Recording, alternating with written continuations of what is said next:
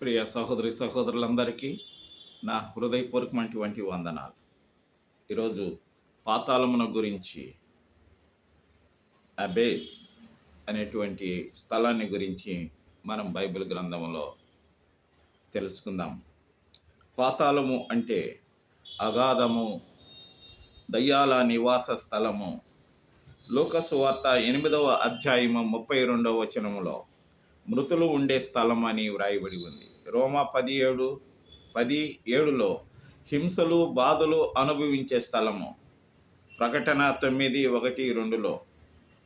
కాబట్టి పాతాళము అనేది షియోల్ అని ఇంగ్లీష్లో వాడడం నిర్వచనం ఉంది.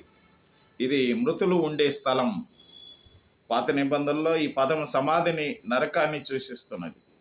చనిపోయిన వారు భూమి కింద ఉన్న మరో ప్రపంచంలో ఉంటారని ప్రాచీన తూర్పు ప్రాంతాల వారు భావించేవారు.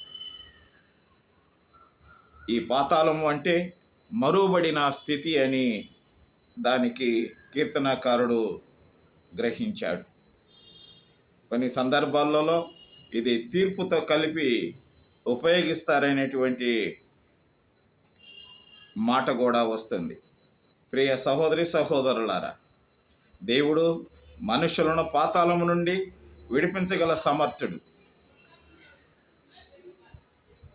దానిలో భక్తిహీనులు ఉంటారన్న సంగతి బైబిల్ గ్రంథమందు వ్రాయబడి ఉన్నది.